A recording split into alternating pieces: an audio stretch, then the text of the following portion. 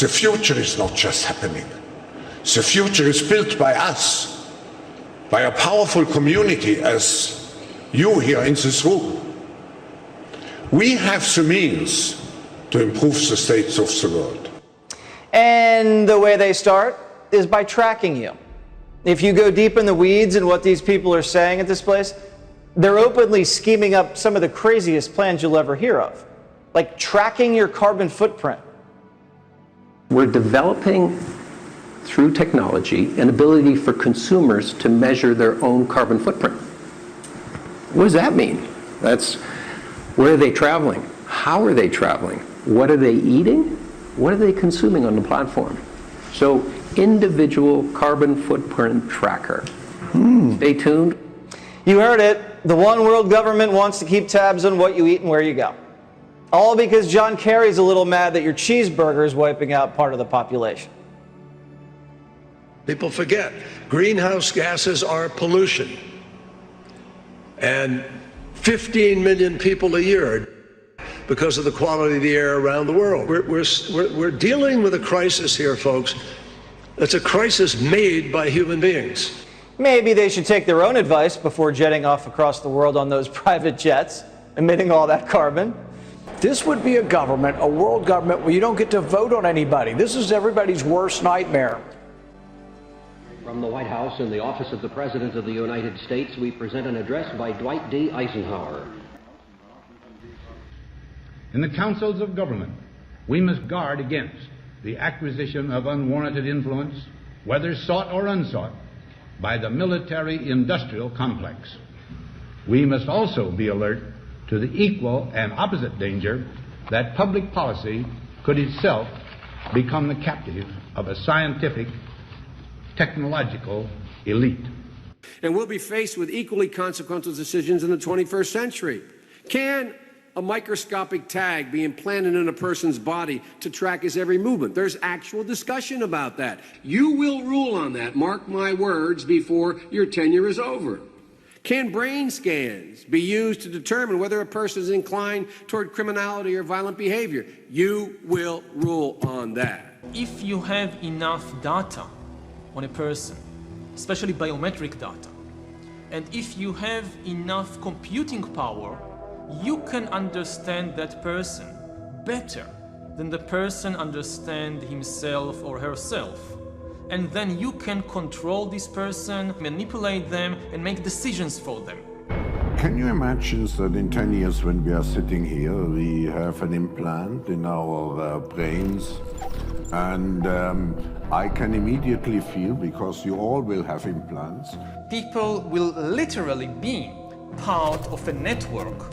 All the bodies, all the brains would be connected together to a network, and you won't be able to survive if you're disconnected from the net. With AI taking over many of the unskilled and possibly some of the skilled activities, then there will be people for whom seems to be society. It won't have much use for these people. We need to accept that there will be some pain in the process. I think we're going to have to think about a recalibration of a whole range of human rights that are playing out online. Individual carbon footprint tracker. Many of these things will be built directly into our bodies.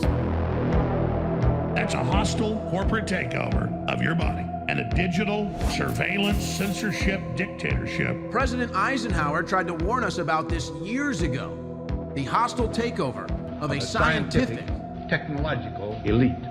They provide much more powerful intelligence for decision making. Can a microscopic tag be implanted in a person's body to track his every movement? You will rule on that. The next phase is the surveillance going under our skin. Now that we've cracked the code of life, it will not take much longer before we can start to play God. The new powers that we are gaining now, especially the powers of biotechnology and artificial intelligence, are really going to transform us into gods.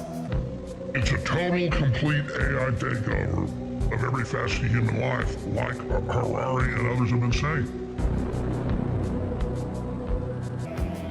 given all the technological developments, it might be feasible, even easy, to support people, even if they don't work, to give them a universal basic income, to give them enough food, enough medicine, and so forth.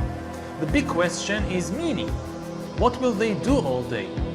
And one of the answers is that they will just play computer games all day, virtual reality games.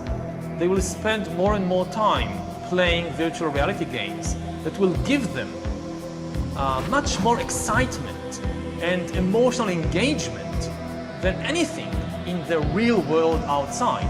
So what I see is a huge disruption. That is, before we get to the world that Yuval envisaged in his description of the future, there's going to be a complete destabilization of the human condition and of human societies. This is not going to happen quietly.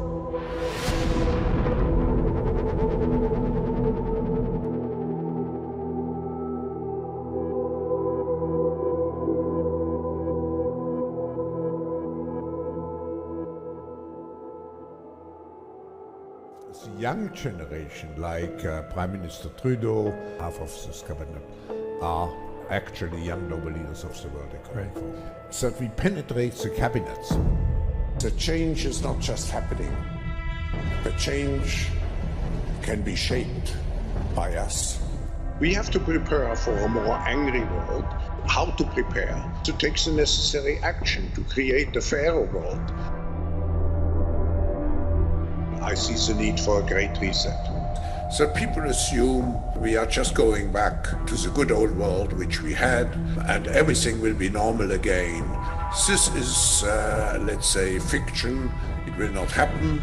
Pay insufficient attention to the frightening scenario of a comprehensive cyber attack which would bring to a complete halt to the power supply, transportation, hospital services, our society as a whole.